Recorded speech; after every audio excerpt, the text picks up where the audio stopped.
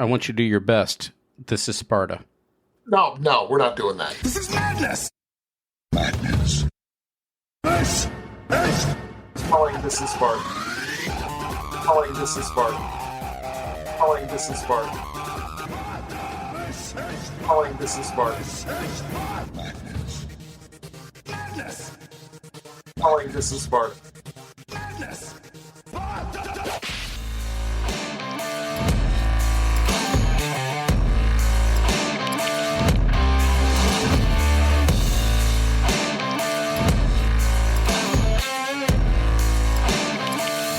Welcome to UberCube, the place where we choose violence and discuss Cube.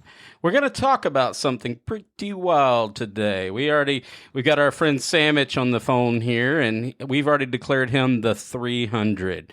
And Stu and I, well, we're the invading armies. We're coming at it. So buckle up, listeners. We're going to have a little bit of fun. We're going to go loosey-goosey. We're going to have some meta conversations.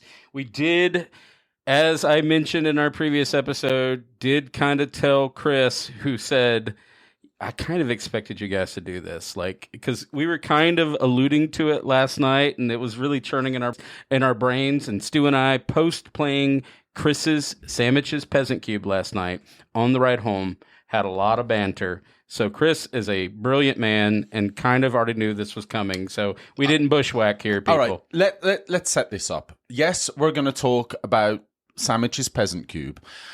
The reason why, and I don't want to be disparaging to anyone else that we have had or would have on our show. The reason why this conversation is going to happen with Chris is because I would make the argument that in our group, Chris and maybe Anthony, let's not give him too much praise, are two of the most seasoned veteran curators that we have. And Chris being the better one. Chris as we being go at the him. better one. I know that. That's a given, right? So the reason why I feel like these conversations are important is because I feel like having the conversation go out publicly and this, I want to make this clear, this isn't a roast. This isn't a, Anthony and I ganging up on Chris or any two people or even any one person being aggressive in their viewpoints. It's kind of setting up the stage for how conversations about feedback towards a cube can go. Now, Anthony and I, you're absolutely right. We will sit in the car ride home or on the porch or whatever, talking about any cube. Could be one of Chris's cubes. Could be me roasting one of Anthony's cubes. And like I said, this is not meant to be a roast, but it's meant to be a discussion. It's meant to be an explanation of how we talk about cube and essentially how other people can talk about their own cubes or about someone else's cubes. We want to be respectful. We want to be purposeful in the conversation. But I think these conversations at the same are good time, to have. I think, and we're going to come to our drinks here soon. We're going to intro Sandwich here in a second. But I think at the same time, because we are friends, we're not going to pander. We're going to be a little raw. We're going to have some real conversations. We're going to have pushback.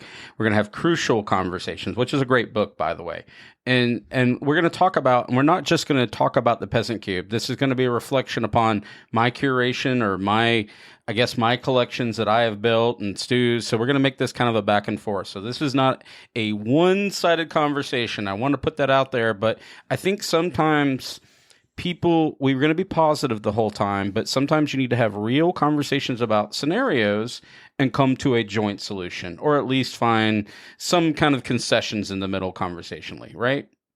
And just ultimately know that you're looking at me like I'm not the one that has to make concessions. I don't know if I can agree with you yet. Well, I don't want anybody. You should be looking at Chris. Chris is the big brain. Chris has got the cube. Chris is much more experienced than I am. I'm just going to be basically the guy that bitches about stuff. It takes two of us to take on a Chris, by the way. I just want to point that out.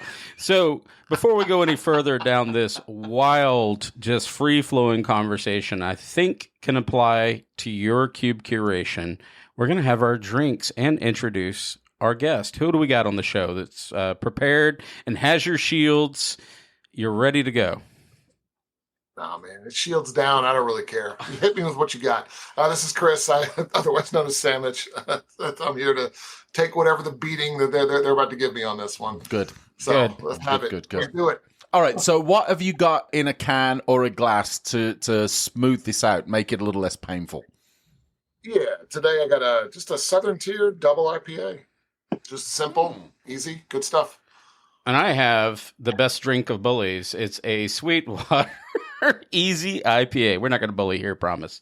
Just thought it's funny to say out loud. I chose that one because it's low gravity. Well, it's a nice, little side drink to have while you're drinking. And a we're scotch. doing back-to-back episodes, so I'm pretty sure, the It's gonna get messy. intellectual power of the two of us versus the one that just cracked open their first beer. I think we're already at, teams here have already lost. Let's just say it's potentially two-headed giant failure. It could get messy. Yeah, messy. It can get messy. But we're gonna have a little bit of fun here. So let's start out with something. I'm gonna pitch the scenario, and this is kind of what we'll kind of break this down as we go through it. So last night we drafted Chris's Peasant Cube, which has been featured at CubeCon 2 times. Is that correct? Oh, yep. And a favorite of Gavin Verhey's. So I'm playing with fire here. Like, it's a good cube. It's a good cube, and it's been. I get a lot of good feedback for it whenever I hear people play it. They really enjoy playing it. So, and it's been featured twice at Uber Cubathon. So this isn't we're picking on a cube here that's not known, has a lot of followers. It's really good, right? So we're gonna have a lot of opinions here. But while I was playing last night, and this is what's interesting, we have to be careful with this entanglement that we have, that emotional response. We talked about this a lot of times. While playing a cube, I want to give feedback. And last night I gave Chris some feedback, but I didn't have my thoughts well put together. And I came home this morning and I started kind of typing on Discord some of my thoughts. Originally, I was going to put it in Word format. I really wanted to get out there, but I wanted to kind of not have this entanglement of quantitative versus qualitative type of feedback. I wanted to ensure that I gave something to Chris that was problem solution oriented and had an outcome that could be achieved, right? Or that maybe my viewpoint fell on its face, but at least I wanted to state my claim. So after thinking about my observations from playing Chris's Peasant Cube last night, I delivered my information to him in not a well thought out manner. I knew what I wanted to say, but I couldn't express myself. I had thoughts, but it's easy for those thoughts to be like a single sample size. I mean, think about it. This is like, I've played this cube a lot, so I think, and as has Stu, I think our perspectives are a lot more weighted than normally. Like if we were a one-time drafter sitting at, say, CubeCon or Uber Cubathon or wherever this may be featured with that one-time analysis, snapshot in time, this is actually like a trended piece of data. And so it wasn't so much feelings based. It's more of, I was thinking about something. Stu's made this joke before. Everything's content, baby. I mean, it's this quote that he said. It is. And everything is content. While I'm looking at this, I'm processing this information, and I'm like, well, I'm just going to type it all up, right? So initially I put it into Discord, and I put my thoughts down, and I took on one subject, and I took on another. So we're going to kind of go through this in a way that makes sense to the listeners. So to explain my deck, when I first started drafting it, I leaned into Boros. It's heavy in his Peasant Cube. Would you agree with that, Chris? Yeah, I try to support Boros aggro very heavily. It's very weighted to the 1 and 2 drop slots. Yes. And the worst mirror match that a person could get if they were aggro would be Aristocrats. Is that correct? Yeah. It's a bad matchup. It's not the best matchup. I will say that. Well, so whilst I'm taking on our good friend John, who has an Aristocrat-style deck in the Peasant Cube, which is a normal type of archetype traditionally to be supported. It's nothing weird. It's in Peasant Cubes. Would you agree with that? Yeah, that's a normal thing. Yeah, absolutely. And so I'm sitting directly across from John, and I'm playing this aggro deck. And we've talked about this before. Aggro Turn Sideways is quite possibly my least favorite deck. But it's nothing to do with the cube. It's just my personal taste. It just happens to be the draft just kept feeding it to me. And I'm like, all right, fine, whatever. I got some good components. But the argument was kind of not happening with I'm playing against an Aristocrats player, but rather also immediately to my right, I'm seeing a player that also has components of Aristocrats. And this signaled a red flag for me. As I'm in it, right, I'm kind of in between turns while John's playing, looking to my right and seeing Kyle also playing some form of Aristocrats. And I thought this was worthy of a discussion. Sure. Yeah, I'm listening. Yeah, absolutely. But there's also the counterpoint is that the cube supported 2 Aristocrats decks quite well. So there's that counterpoint as well. Which is fair. So, yeah. So And even if they're fragmented, but unbeknownst to me as the player, I immediately have the thought, I'm trying to do the air quotes Savannah Lions 2-1s for one, turn sideways type of strategy that should be, fast and quick and fast and furious, get in there, do immediate damage. And the thought that's coming across my brain whilst I'm playing and I'm seeing unfurled before me, and it's not really about aristocrats. We're actually going to switch gears here. It's about life gain. And so while I'm trying to drain the life of my opponent with my Savannah Lions type deck, I'm seeing just unfolding before me an unbeatable deck, which is acceptable. And I'm not, Cube has the lowest stakes imaginable. Let's be really clear on that. This has nothing to do with what you win at the end of the night. We're not playing for money. We're not playing for money. We're not playing for ante. You don't even sign the Ricky anymore unless Christian wins and offers it. So, so the question that I kind of posed to Chris this morning in our Discord, in our private channel, was, what's the quantity of life gain in your cube? Because I'm seeing one deck that I can't beat. Now I'm looking to the right of me, one I haven't played yet. And I'm thinking to myself, I also do not believe I can beat that deck either, making me challenge my entire build. And only way I feel as a player is that I can beat these two decks if these two stumble. What are your thoughts on that? Well, here's the thing. I also talked with Gavin, who you played against. All right. He didn't 2-0 you. You won a game. You beat him in a game. And the third game was very grindy where you almost won. That is how John recollects it. So I'm curious as to say, when you say it's unbeatable, how did you win then? I do not recall these events. You did win a game. You absolutely won a game. It is possible. But what it got, the earworm was then implanted in my brain at that point. And I wanted to remove myself from the situation. And this is what we do as players when we're giving active feedback to a curator. It's easy to be subjective, not objective, right? I'm in the moment. I've got the feelings of I got these two decks. Emotions are high. Emotions are high. That's what this is ultimately about. And that's what I'm trying to transfer upon the listeners in this conversation. And my question was, is there too much life gain? So I didn't present that initially. I just thought the thought, I ruminated on it, right. And then I ran the metrics this morning. And it turns out I'm wrong. Like, when I range your quantity, you're at 450 on your list. And when I started running this, I started seeing, like, that's about 6.5%, 7% on life gain. Not as much as I thought. It's about 20, 25 sources, and I think I got my percentages completely wrong, that in some form or fashion produce additional life. Where I flagged, and this wasn't even in my draft, in my opinion, the biggest offender in that cube, being a lower weight, is Tireless Provisioner, which has the capability of making food that can produce 3 life over with paying 2 mana. I realize it's problematic from an aggro standpoint where I'm striking for 2, maybe 3 bolt, right? That's where I'm leaning into, where there's whole other decks out there that can basically make my deck, I guess, just not even exist. What are your thoughts on that before I proceed? Well, okay. Yeah. Tireless Provisioner producing the food tokens. Yeah, I guess it is pretty strong. We can all agree that Tireless Provisioner can be a strong card, especially now that there's more of the the common fetch lands are now in there, so that can actually make it for a Tireless Provisioner be very good. But I don't know, man. In all honesty, it's like, it's still just a 3-2, or is it a 3-2 or a 2-3? I think it's a 3-2. It's a 3-2. Yeah. I think it's a 3-2. I think it's a 3-2. And I know the old argument, it dies to everything. It dies to literally everything. And it does. If you're running a Boros deck, you should be able to kill it. But I get that it can put some games out of reach just by making 2 food tokens. So that is something that I will need to consider moving forward, because I never really thought about it that way. I'm going to be honest. I never really thought about Tireless Provisioner from that perspective. I always thought about Tireless Provisioner producing treasures, because to me that was what most people did with it. That's what I do with it most of the time.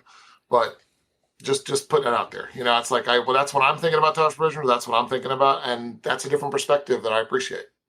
All right, I'm going to go a very, very different direction, right? That does follow on from this conversation, and something that we've spoke about at length, and this is not a cube-specific discussion. how much, and obviously, Chris, as our guest, I'm going to angle this question towards you. We've talked about archetypes within Cube. We've talked about mid-range. We've talked about aggro. We've talked about control. How much do each of you, and again, Chris, I'll start with you, how much do you expect as far as a advantage that those archetypes can hold against its sort of natural prey within your cube environment, right? So aristocrats gains life. You're playing an aggro deck. An aggro deck is not going to have a fun time against the life gain deck.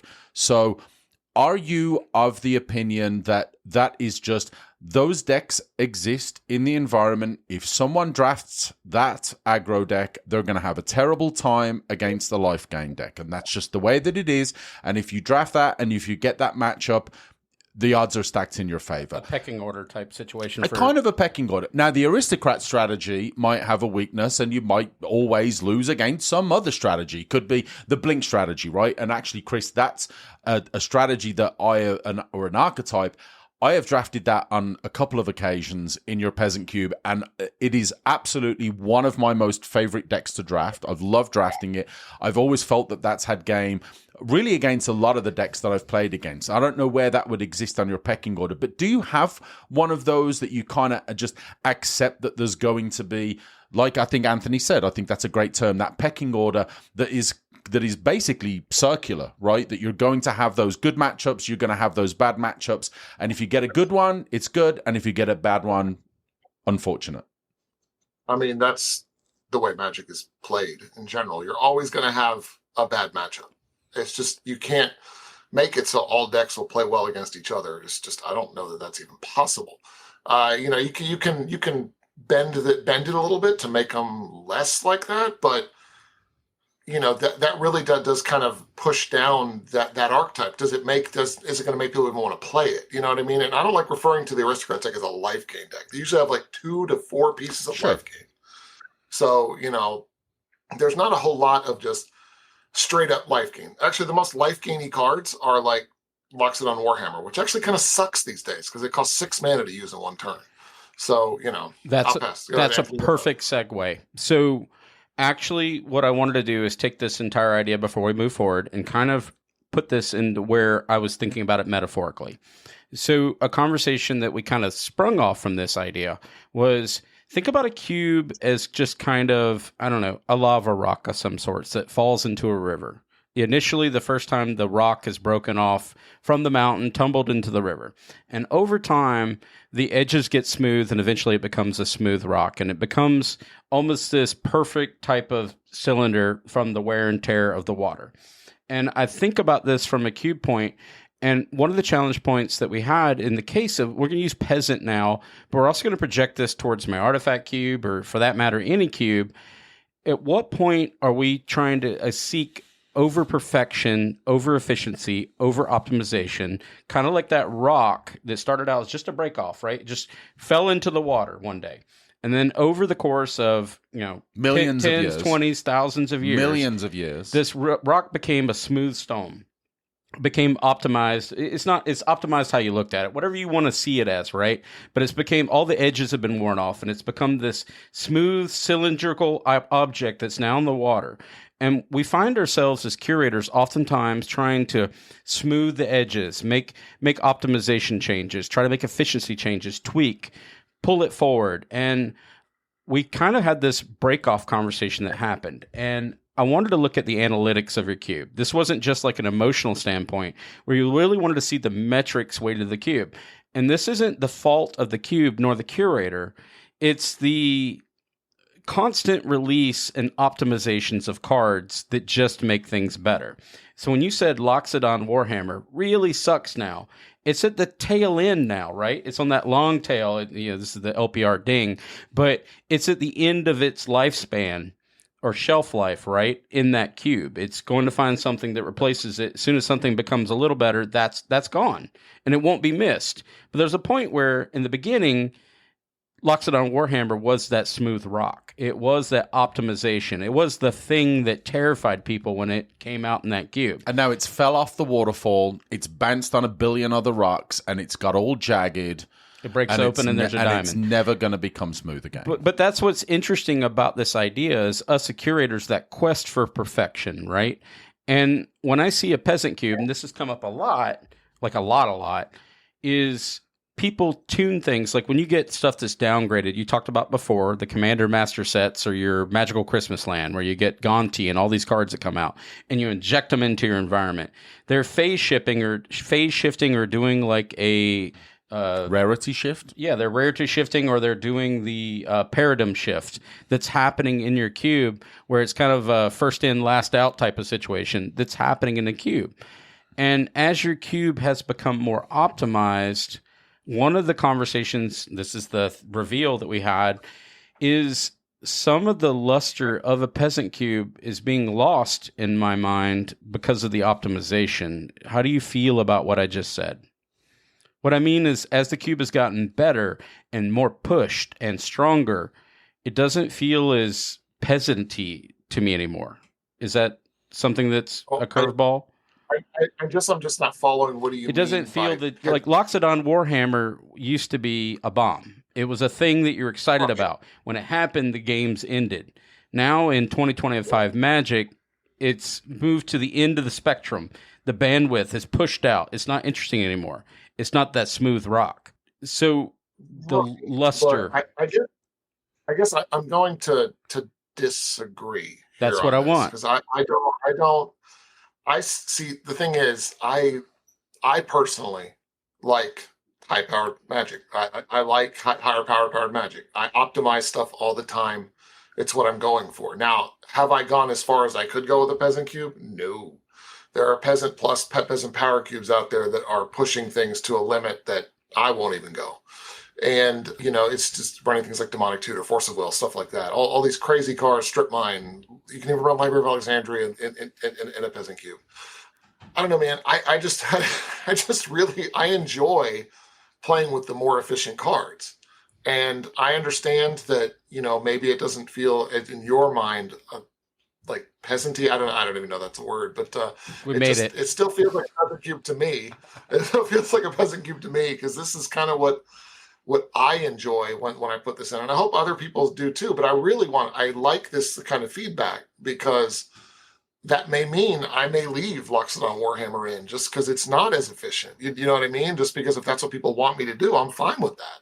I'm fine with not pushing things, but I will say this, it's just, I like the more efficient stuff. I do. I enjoy it. I think it makes things smoother. It also, when you're working with a clunky mana base, it's nice to have a smoother set of cards that cost less mana to cast. I will say I agree. I like powerful, right? I've not had any secrets as far as, I like to be combo-y and I like to play broken stuff, right? I like the range of all kinds of formats and archetypes and power levels, right? Anthony's got this new creation, these 5 colors, this Wooburg pillars of dragons. Five dragons walk into a bar. Absolute. 5 dragons walk into a bar. Fantastic fun. I feel like there is, and I'm going to piggyback onto your point a little bit, when it comes to the efficiency of just everything in Magic nowadays. And I think maybe, and I'll not to talk out of your mouth, but maybe what Anthony is saying is you would prefer a world in Peasant where Loxodon Warhammer is absolutely one of the most bomb things you can do in the cube. I think that's right. What I mean is a few squeaky wheels. And so let's kind of transition off of the aristocrats conversation. And where I really started kind of digging into this is, this was all based off a single scenario. Again, our friend John. So to put in perspective, again, I'm running a Boros deck. It's got the weird sniper that has one for my baby, which is like this text wall of nonsense. And then I've got Arabella or Annabella, basically the doll. These are kind of my 2 bomby cards. This is what I'm really leaning the entire deck around. And it's going to be completely an emotional response, because these cards got shredded. Every time I even played them, they never even turned sideways once. I was this is a fault of me. I added interaction, I added firebolt, I added in lightning bolt, I added in all these things.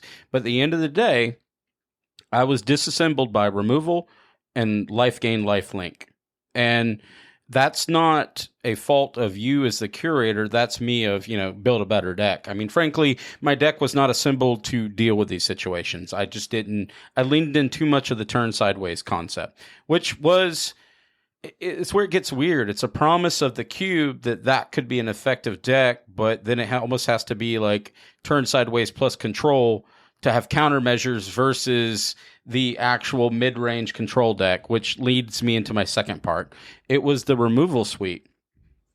I'm really low curve, and the assumption is that I could do a lot of bait and switch on John. And John's a good Magic player, so that didn't prove to be true. So I thought I could show this 2-1 threat, put enough pressure, and draw in hate so that I could get what's the one for my baby guy? You mind reading this card? Oh, Boone. Craig Boone. The card's disgusting. Yeah, the card's gross. It's a Fallout Universes Beyond, so it's going to be crazy. But it's reach and lifelink. Hey, you had lifelink. You had life gain. I know, but I'll explain in a minute. 3/3 for one red, and a white, and it does have the one for my baby. When you attack with 2 or more creatures, you put 2 quest counters on Craig Boone. When you do, he deals damage equal to number of quest counters to up to 1 target creature, unless that creature's controller has him deal that much damage to them. So Craig Boone's the one dealing the damage. And put a pin in that for a second. You'll gain life off of that. Yes, life gain. And then put a pin in it and read Arabella, please. Arabella also gains you life. That's my point. Mm-hmm. Yep. Well, when it attacks, deals X damage to each opponent, and you gain X life, where X is the number of creatures you control with power 2 or less. So I'm facing red and white. I am now your third. I guess I'm your villain in the story. I gave you 2 villains. I saw John, life gain. I see Kyle to my right, lots of life gain, or at least a fair amount. Sircon right at least. I can confirm that. Now you got me as your aggressive player, also life gain. This is what, I didn't add this element to the story, but this was part of what really got my gears spinning. Even though I'm on the side that's trying to be the aggressive side of life gain, I'm counting, there's life gain here, I've got life gain, they got you see the problem here. I'm seeing in my proximity, life gain, life gain, life gain. That's what made me beckon this question. Right. What you're seeing as a problem, I'm really not seeing as a problem. I see this as just part of the game, and that's just how the game is played. I admit, Universes Beyond Craig Boone, very powerful card. May or may not be, should be in the queue, but I like him, we'll put him in for now. Kind of thing. It's like, it's fine. Can I say I drafted this deck, a very, very close deck. I had Craig Boone, I had Arabella. It was either the last time or the time before that we played this Peasant Cube, and I will say Arabella went absolutely ham sandwiches, and every player found it very, very, very difficult to deal with. Now, that may simply have been that the matchups that I had, they didn't have the removal for it, or they, for whatever reason, I was able to have Arabella stick around, right? But this was probably a few months ago now, so I can't comment on how the removal has changed, how the speed of the game has changed so much over the last few months, and maybe this is more indicative, and this is a point that I want to make. This is not it's not a roast, or it's not like an over-criticism of the way that the cube has been curated, right? Because it's an awesome cube. It is. However, are we really... We're not discussing this in the scope of Chris's cube. We're discussing this in the scope of Magic. It's the realm of Magic. Period. Yes. Right? Because this is, at least in my opinion, and I want to separate that very briefly. We can talk about it as a Magic problem, but you, Chris, you, Anthony, I'll play the bad guy right now. You're the curators, so it's your responsibility to make sure that the threats and the removal and the counter magic, that there's a fairness between all that kind of stuff, right? You cannot have creature, or at least in my opinion, I think it's a little dishonest. And I've spoken to Anthony, you and I have had this discussion about multiple of your cubes, where I've said, I feel that it is dishonest to present strategies that rely on creatures where the removal is so efficient that it is extremely easy, if not almost incidental, for other drafters to just put cards in their deck that allow them to invalidate strategies where I could draft a very, very nice deck with a handful of these engine pieces or enablers, but those enablers or those engine pieces are 3 or 4 mana, and yet for 1 or maybe 2 mana, those engine pieces and those value pieces are gone. Well, so that's what happened in this scenario. Again, I have been doing this long enough and playing your cube long enough, know that we talked about this last night. This was a bad matchup for me, and so this can't be that little pocket of story, but it's going to be, at least we can take this. This isn't about last night. This is about the idea, the concept, right? Just breaking it apart and understanding kind of the interaction that happened here. Because there's other times I go in and I play a Aristocrats deck and I'm on the other side of the fence. I'm like, oh, this is the best deck ever, right? I mean, I've done this. Or my aggro deck just crushed all these people. But what happened last night is I had 2 cards. It was Arabella and it was Boone, that made a promise that never took off because I played them. And it was interesting. John's not overly familiar with these cards. He's like, those got a lot of text on them. They must be bad, which is funny, actually, kind of comical. Therefore, I'm going to use Fell to remove this. I'm going to use Bitter Triumph to remove this. And this kind of bodes what he was saying and what leads us up to this next section about smoothing that stone. I was trying to figure out, and I've talked about this on other episodes, is there a formulaic way? And I've been testing this theory in a lot of cubes. Removing away from creatures, well, maybe not. I kind of I reconciled some percentages because I wanted this to be more metrics-based, more quantitative, not qualitative, as I mentioned to you before, about how I saw things. I know that your peasant environment is predominantly creatures. I know so much so that I did a ratio, and I wanted to know what was your overarching soft, hard removal, and I incorporated in that idea. I took it this really far, and I wish I had kind of written this down. I think I did in the Discord. I wanted to know what your quantity of 2 drops or less removal versus your creature count, and then expand that a little further into everything that said destroy, exile, or counter, into subgroups, which I broke out. And then I took them all together, clumped them together. And I think I came out to a ratio where the removal is 26% of the total creature count. If we're counting things like counter spells, soft removal, like -3/-3. If we're doing, I think I actually didn't even incorporate burn into that. The number got much larger. Actually, I incorporated, like, I didn't do lightning bolt and all that because it's any target. The terms changed, right? But if I said destroy target creature, I focused that in. I saw a ratio of 26% of the total creature count, which felt heavy to me, but borderline justified to the fact that your creatures, you're almost 200 and something plus creatures in this 450 cube. And that's where this gets really weird and really dicey. If you try to break this down to the math and to the framework is where this can get lost in translation. There's no proof in the pudding with what I'm saying. There's no perfect, I'm not going to find the number 42 here, Chris. I promise you that. I was just trying to figure out, could I math this out to see if this made sense? What are your thoughts on that? Well, the way I've always looked at it is, yeah, you have a lot of 1 and 2 mana removal, okay, but the creatures you're talking about, Arabella and the Craig Boone, okay, let's use them as an example. Sure. They themselves are 2 and 3 drop. Your argument holds more water if you're talking about 5 and 6 drops, which I will in a second. By 10. Yeah, so I understand that argument. But if you say, I want my 2 drop to not get killed by a 2 mana removal spell, that argument doesn't hold as much water for me. And I have 100 1 and 2 drops in this cube, okay? I have 100 1 and 2 drops. I just counted it up. So what I'm saying there is that I understand that, you want these creatures to stick around, and I get that. But the reality is 1, 2, and 3 drops, they just don't.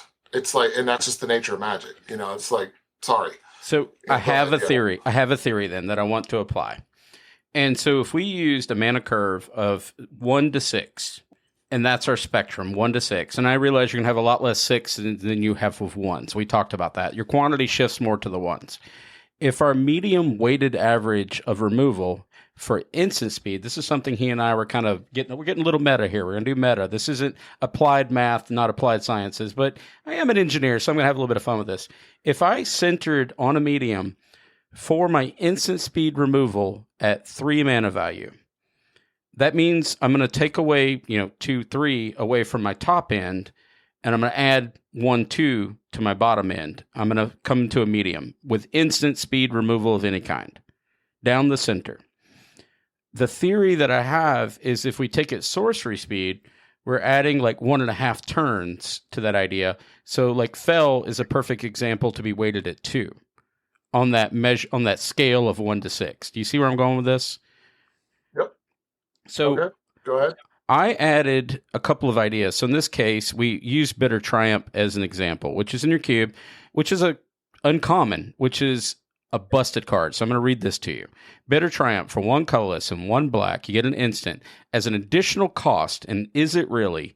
Cast a spell, discard a card, or pay 3 life, destroy target creature or planeswalker. This card is bonkers powerful and does have a home for taking out those, I get it. You're taking out those 1s and 2s and 3s, but you can also get the 6, 7, 8s. This card doesn't care what it's going after. It's going to kill it. And planeswalkers. For an additional cost of discarding a card, which is an engine in a box for setting up in a powered vintage cube or a legacy cube or an eternal cube, that's setting up your reanimator package like for days. We agree upon that? Mm-hmm. So my challenge was less that one. When I looked at this one, that cost 2 mana. Then I look at Fell. And I think Fell is the perfect removal magic card. And that's a subjective statement I made. What I mean is Fell, 1 colorless, 1 black, sorcery, destroy target creature. Now, if Bitter Triumph cost 3, in my mind, and went down the center of that spectrum that I'm talking about on that 1 to 6 ratio and fell in that medium at instant speed, I would have, or even double pipped, I would have a level of acceptance. That efficiency of that smoothing of that stone has now made this card not care anywhere where it lands on that range. It kills everything on that 1/6. You see the challenge point that I have here? I do. I don't necessarily agree with it, but I do see where you're coming from. And that's why I leaned into, if we went to 2, I like a card like Eliminate for 1 colorless and 1 black, instant, destroy target creature or planeswalker with mana value cost 3 or less. And the reason why I like that card more, even though I do love Bitter Triumph as a removal spell, it's perfect. It does everything you want to do in a lot of decks. Eliminate creates a tension point where, this card, I can't use it right now. It's something about like the way the engagement of the player in that card. This card offers a strange choice, a tension piece. Whereas Bitter Triumph to a new player, I'm not discarding a card. That's horrible. And losing 3 life, God, no. I'm at 20. I'm going to remain at 20. Maybe when you're green and you just started doing this, that would be scary. For a player that's been playing as long as you and I, we know that Bitter Triumph is a machine. And I wanted to offer problem solution oriented type things. So when I was talking about unpolishing your peasant cube, that was my lean in about like Fell and Eliminate. And then I offered another one, the one that had Convoke, which I think also made you kind of use your creatures resources if you so chose, but it costs 3 mana, and it does the same thing. Do you guys see where I'm flowing with this about making the rock less glossy? Even though you like those glossy rocks, Chris, we know. Yeah, I know. I see where you're coming. Fell's already in the queue. That one's already in the queue. So Fell's perfect. Fell is in the cube, and it's not. I mean, I'm looking at it right now, and I'm only running of the black 2 mana removals. There's 2 that are instant speed. Just 2. I played against him multiple times. Yeah. Do you realize that deck had 4 removal spells? I know. Right? He just kept. I think he stacked them every game because it's just bad luck from Anthony's perspective. No, I know. Well, maybe this is okay. So where you focused on is the efficiency of the removal versus the mana value of the creature, right? Yes. And this is something that has been stated many occasions. It's one of the worst feel bads in any situation where you pay your 4, 5, 6 mana for a creature, and then it gets removed to very little to no consequence for a 1 to 2 mana removal spell. Example being, again, I'm reading Craig Boone, which is a wall of text, and I love John, what he did. He goes, you don't need to finish that. That's so many words. Bitter Triumph. Like, there was no thought into that. like I didn't get to finish. I'm only halfway down this paragraph of what this card does. You see the kind of what happened there. You've got this wall of text on this weirdly optimized card. Okay, so they got rather taken out by than, this, instead of roasting poor Craig Boone, right, who's just trying his hardest, he's just trying to get one for his baby. Let's stick with the meta and the metrics and the math, right? So what I would be, and I haven't done these numbers, and I don't know if you did either. I did a lot of numbers. What I would be more interested in is not where do the CMCs lie necessarily. And let's take this scope of 1 to 6 mana, right? So you've got your 1 mana creatures, your 1 mana removal, all the way up to whatever. At what point, where do those percentages lie as far as what percentage of the creatures, as far as mana value, do those X mana value removal spells remove? So if you've got a 1 mana removal spell, if that is 10% of your removal, that removes 10% of your creatures, or maybe a little bit more, right? Depending on what the ratio of removal to creatures are. Okay, is that a baseline that is intentional? And this is obviously for Chris, this is where I'm angling towards you. Do you think, is that sort of a thought process when you're looking at this cube or any other cube, is that you want there to be some level of parity? Or do you have I want 30% of my 2 mana value removal spells to hit 30% of the 2s, maybe 30 to 40% of the 3s, 100% of maybe of the 1s, because again, this goes back to I don't want to spend 4 and 5 and 6 mana for my creature to be removed by a 1 mana. Do you have a percent or some kind of thought process for that? I'm going to add something to that real quick, and I'll make this cleaner. Back to the smoothing of the rock, when we're talking about that idea. When you said you had this phase shift to over 100 1-drops, or give or takes 1 2-drops, right? There's a lot, right? And that's because Magic has become more efficient. The rock is becoming smoother. Is there an invalidation of all of these 3 and 4 removal spells that I'm talking about, where now to compete with that market, that quantity, you have to have more efficient? And that's kind of what he's talking about, that balancing of where do you land on percentages of kill? Okay, so just to go to basics with how I'm looking at this cube, just for everyone to know. I want this cube to be very aggressive, because what I don't want, and I've said this before, I don't want peasant slog fests, okay? I want games to be over fairly quickly. I don't want them to be slow. I don't want them to be dirtily. I don't want you to sit there and drag on. So I have slanted this cube in the aggressive spectrum on purpose.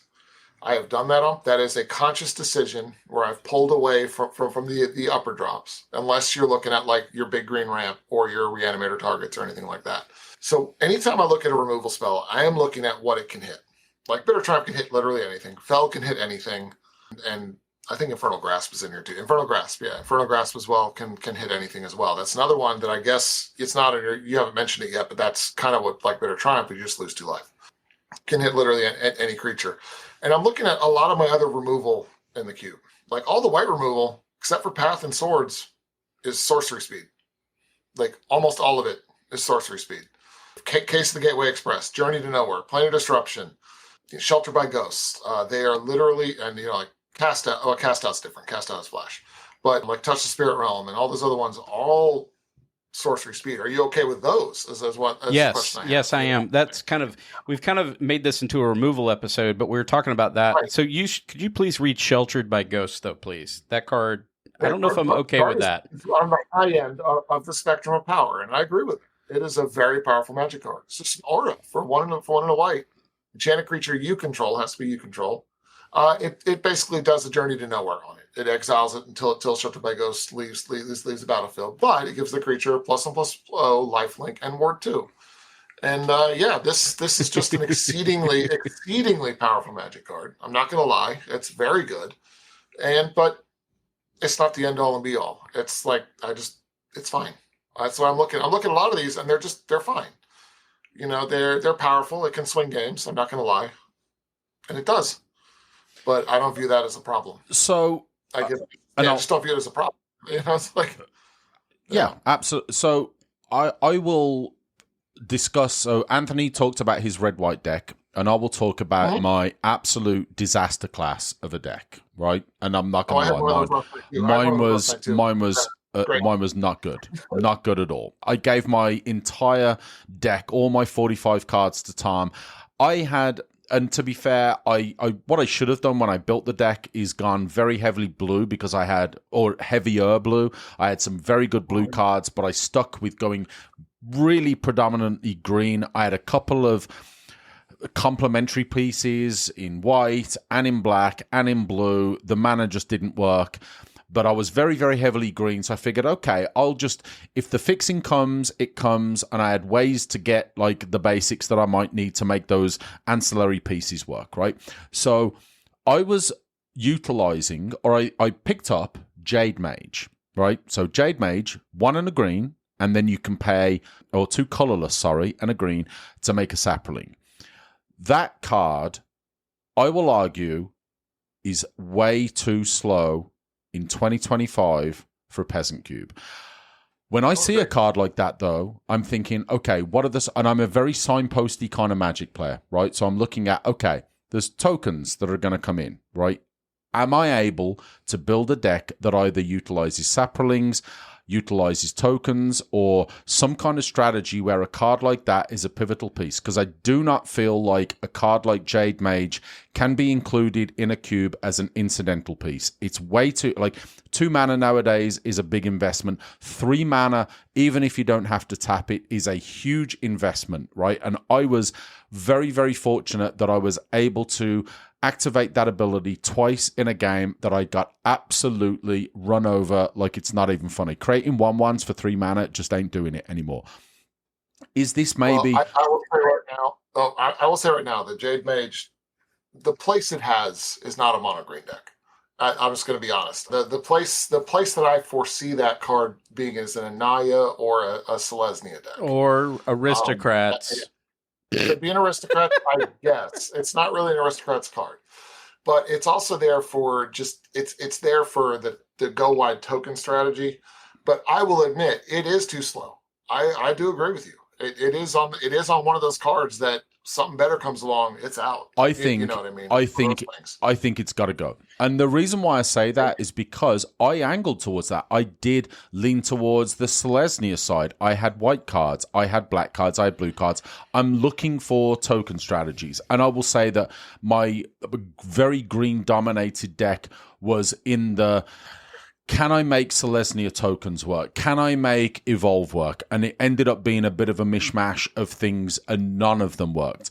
But I'm not bringing that up in the context of that card didn't work in my deck. I will believe myself as smart enough to be able to look past just this 45 cards that I drafted and the 40 cards that I played. I'm looking at in the context of any environment where that card for 2 mana to cast and then 3 mana to get a 1/1. I know how your Peasant Cube has evolved. We've been playing it for years now. And we, Chris, you and I have been friends now for a few years, but obviously this Peasant Cube predates our friendship, which I love to pieces. You're my brother. I love you for a long time. So I look at that and I think, is that just a great example of a card that exists in the cube that has been so thoroughly outclassed?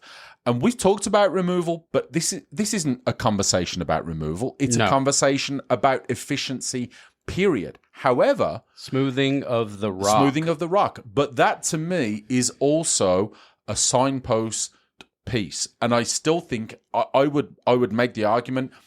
regardless of, even if I could go into that list, just like I've done, Anthony, when we've had these conversations about your cubes, and I've said the same thing to you. I've said this card doesn't belong because these strategies and this removal and these answers make this card completely invalid in the environment today. We talked about it. And Anthony will tell you, we've sat here, or we've sat on my deck, and he's pulled up his vintage cube list, which is kind of the one that I've absolutely roasted to pieces.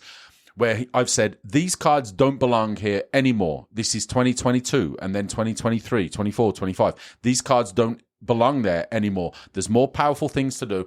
And if you want to increase the power level, either through the creatures, through the removal, some combinations thereof, then the victims are going to be cards like that, especially signpost and supporting cards that are just way too slow to ever really be functional. So, question for you, Chris. Like, this is an overarching idea. Kind of go back to what we're talking about here.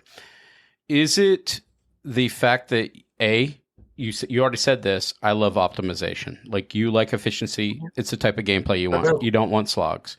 Is it B, is it the card production that's coming out that's making this happen and you're following suit? That's a question, not a statement.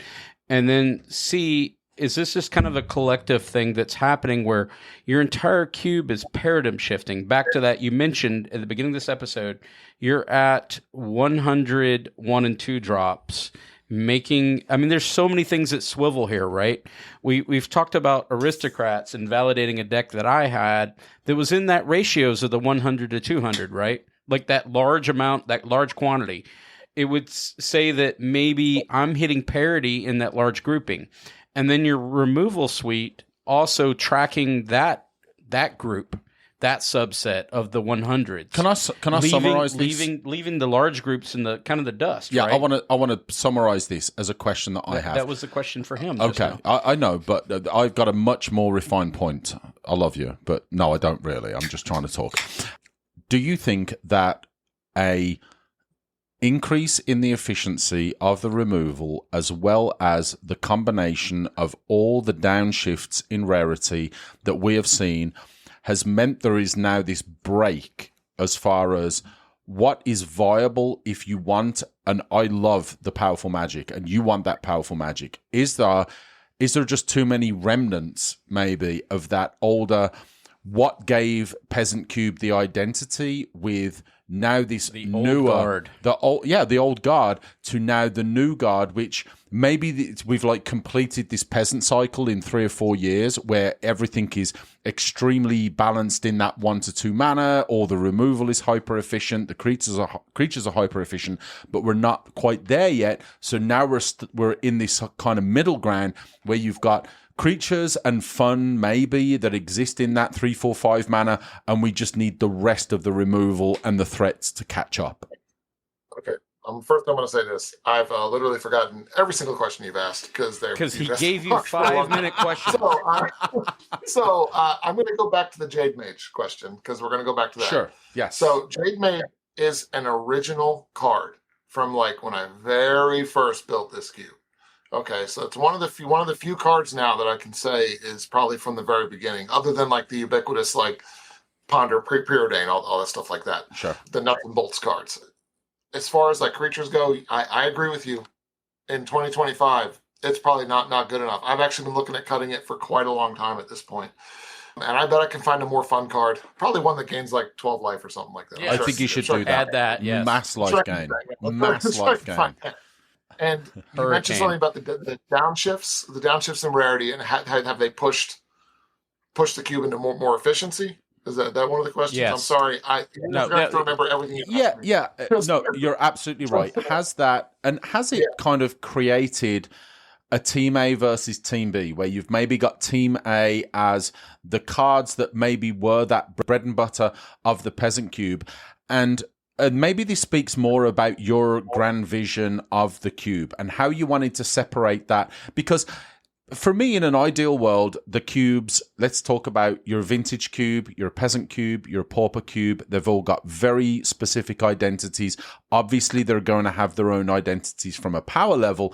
And yet there's a compression that's happening now with a combination of the power creep that we've seen from new printings, as well as those shifts down in rarity. And has that created this game, this Team A of like the yesteryear, the older, cards, the staples from could even be 6 months ago, could be a year, could be 5, could be 10 years ago, to now what we're seeing in 2025? That's a good question, because I do view. This thing is, I'm not really all that one to hold. I don't like to hold on to a lot of those older cards. Like I actually am okay letting go of older cards now. I used to not be. I'm gonna be honest. I used to not be. I used to fight tooth and nail to pull some cards from the queue. Like Mother of Runes, for example. Yeah, Mother of Runes. Yeah, when we cut her, it was been great ever since. I've never cut Mother of Runes. I don't care what you say. It's just like, you just got a 2-for-1 yourself to get rid of her. That's the way I look at it. So deal with it. Just anyway, 2-for-1. Nah, it's no big deal. Just 2-for-1 I'm not ever going to yourself. say never. Well, 2-for-1's only 4 mana now, maybe 3. So it's good. But anyway, but the thing about it is what I like the most about these downshifts are they usually are doing things that Peasant Cube really couldn't do before sometimes. Like there are things that now become signposts. You know what I mean? Like we got a really good sack outlet with Yeheni when Yeheni was downshifted. I will say that I do believe that one of the grossest downshifts ever was Daunty. It's definitely that card is nasty. Yeah, but I utilize them, and I don't add all of them. You know, whenever there's downshifts, not all of them are good. So yeah, I think, like I said, and I will say this about my Peasant Cube. Okay, it used to be the 4 mana slot was what you were shooting for. It used to be a 4 mana cube. Like you get to the 4 mana, that's where your bombs are. Well, guess what? In 2025, your bombs are now at 3, and that's kind of what is going on with the Peasant That's Cube. that It's paradigm becoming shift of removal versus threat. I get that's that. what I was getting to. Absolutely. Yeah. And that's why the removal has to remain efficient because of that. And yes, it does suck when you get your 10 mana thing out and it costs, and you get it removed with a bone shards, but that's just magic. I have a challenge. I have a challenge point for you, or something, some homework I'm going to give you. And I think you'll find this interesting. So I modeled the Fem cube, its mechanics and how it behaves off of your Peasant cube. But the one interesting restriction that I have that you don't have that puts the brakes on this idea is it must be a woman. And because of that, I'm trapped in time. I'm probably circa 2021, 22 Magic. I mean, I don't have a young Peasy. I'm not there yet. I just got a Dark Confidant. I just got my first Blood Artist. But these things are playing like your Peasant Cube. I've got your Blink, I got your Aristocrats, but my restriction has pulled me way back. It's an additional layer of restriction, I get that. But it's an artistic choice. But what I'm trying to say is it plays a lot like what I remember your cube played like before Magic pushed you, now that your threats are invalidated. Anything past 4 at this point by your removal that's now moved forward. Your creatures have moved forward. You've paradigm shifted. Wait, you're so far ahead of me, so far advanced. But interesting fact as we close off. You're still Peasant Cube. You're still following these rules of uncommon. So you're like literally going to have things banging against a glass ceiling that you can't see. Like that's a personal choice you're making, right? Not going into rare. Not running rares, yes. Because we talked about this, and this is not to go on a whole thing, but we're talking about like Mother Rooms versus the other Mother of whatever. Giver of Rooms? Giver Rooms. And the fact that you wouldn't downgrade that, even though it's, I mean, this isn't meant to be that conversation, but because it hasn't been downgraded yet, and you said you'd swap it out 1 for 1, but because of that limitation that you put upon yourself, Mother Runes exist, and we've talked about this excessively, but you see the problem here, right? Like, because I went Fem, I'm not restricted by that idea of, like, Wizards isn't pushing me forward into the future. I find that fascinating. Well, just to clarify that Gunty, whether we want to call that an egregious downgrade or not, but I did face Gunty plus Mother of Runes plus Path to Exile. Plus Sir Conrad. Plus Sir Conrad. That was what I was up against in my very, very poorly constructed green and terrible mana fixing deck. Yeah, you were. I tried to build up the beanstalk, and I had another after trying to draft up the beanstalk at the same time, and it didn't work out for you. I think I might have stole some of your. But I took a ton of green, right? So you're playing green. Our good friend Christian's playing green. I'm sitting directly to his right, so I've got the first choice on all the green cards that are coming to him twice. So I don't know what his record was, but I feel bad for him. So I kind of want to tie this off. I mean, there's a lot of things we talked about here, right? We joked about the 300, but this was about, use the metaphorical idea of the rock smoothing. And some of this is by choice. Chris has openly admitted he loves efficiency, he loves optimization, but he is going to hit that glass ceiling by restriction. That's something that we talked about. But I think you as a curator listening to kind of us just go on and on and on about all of our ideas, these forays we've thrown at each other, these ideas, it had a point, right? Like what we're trying to drive home is Magic has driven the efficiency. And I mean, Chris is chasing the efficiency by choice. You as you have to choose as well. I guess this is a play group choice, what your players want. And, obviously Chris doesn't love Stuart and I enough to actually. Chris hates my guts. He hates us so much. Absolutely. But despises we love Chris. We love Chris for coming on. Let us just kind of throw tomatoes at him.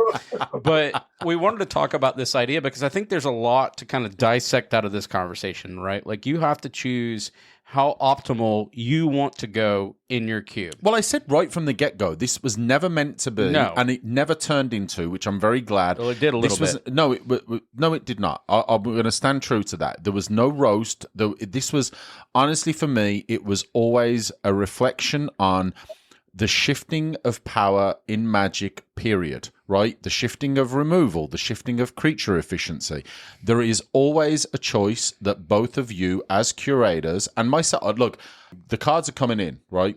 So for my choice for the Diablo cube, which is I've already got someone who's like basically not stolen it, but taken that idea and ran with it for a barb cube. So Chill. For my good friend Chill, Jonathan, I love you to pieces, and I love the fact that you've taken inspiration from that, and I want to hear how it runs.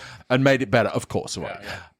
But this really was meant to be a discussion about Magic. And it's as much as we've used the Peasant Cube as a vehicle for this discussion, this really is a greater discussion about Magic in general, about creature efficiency, about removal efficiency, and about where those ratios end up and how you want your cube to play, right? Do you want... Someone could go out there and say, I want the removal to be absolutely insanely efficient. I want all the removal to be 1s and 2s. I want all the good creatures to be 3s, 4s, and 5s and 6s. And someone could go all the other way. They could say, I want all the removal to be sorcery speed 6s, and I want all the threats to be 1s and 2s. That spectrum of how the cube plays out is all down to whatever the curator wants to bring as an experience to their group. And I feel like there's a decision that I have made with the cube that I have, that I'm being very, very specific as far as the mana value, the speed, and how I want it to address the threats that are in the cube, right? And I think that it's such an important discussion because... Again, we're not just talking about it from a cube perspective. There's now this greater decision-making process that needs to happen when you're looking at Cube Cobra, when you're looking at your cube, and you're thinking, how do I want this cube to play? How efficient do I want the removal? How efficient do I want the creatures to be? And it goes much greater than that as well, because... some of those removal spells, right, and I'm not to pick on necessarily Mother of Runes or Path to Exile or Swords to Plowshares, the reason why those can be a lot more acceptable depending on the power level could be just simply based on the fact that I am removing a creature that has an ETB ability that is so relevant that even if I remove the creature, the person that played that has already got a good amount of value. Even if I remove it for 1 and they spent 4 or 5 to cast it, it's got a threat off the board, but that value was already there. You can look at Atraxa, you can look at very, very high value cards like that have big impact when they come down. If those cards maybe don't exist within your environment, then maybe that is an argument for also looking at the removal and saying, if there's not an immediate threat, an immediate value from those creatures as they enter, then maybe it's necessary from a fun / even justifying their existence in the queue perspective to think about whether that is a creature that belongs in the cube, because a creature that does nothing when it comes in, even if it has the potential to go absolutely ham sandwiches at 4 or 5 mana, if it's too easy to remove it at even 1, 2, or 3 mana, then there's a question there. Again, Jade Mage. Listen. I will always love and take constructive criticism about this, and this does not feel like I was attacked in any way. It was just going off of like I will say this. I went and looked on Cube Cobra. Just I want to put this out there. If you can go back and look at your history. And I looked at my first upload. I have the list right here. And Jade Mage is sitting right there. They're just sitting right there in it. But I'm looking at the black removal, and just because I was curious, kind of thing. What did I initially put in there? I had way more removal than I do now. And it was all things like Doom Blades and Go for the Throats and Cast Downs and restrictive. They were restrictive. And, they were a little restrictive, yeah. But then I also had him to Turak, which is I missed that card so much. Bring it back. Bring it back. Sort of watch Nathan lose his mind. Oh, baby. It will come along with Pestilence if I bring it in. Yes. Listen, if you're going Power Max, then why not bring Pestilence? Why are we back? holding back? Why we bumping against ceilings? Actually, believe it or not, Pestilence in the Peasant Cube was actually kind of terrible. We actually talked about Sylvan Library on the ride home too, and I'm going to close this off. How that would have looked super powerful, but in this cube, you're paying 4/8 life. Not so great with all those. The 100 things going to ping you. You have to really take advantage of that additional card draw in a turn or two, in my opinion, to make it worthwhile. If you can't offset the life loss, but you can utilize that additional card advantage, then otherwise, that was my point. I feel like 4 and 8 life is it's so much of a cost. I guess as we close this off, maybe Chris, you should just ride home with me going forward so we can talk about Stu's Cube. Well, so yeah, correct, we will. But anyway, so to close off what we're saying, I understand, you want to the optimization versus not optimization and everything like that.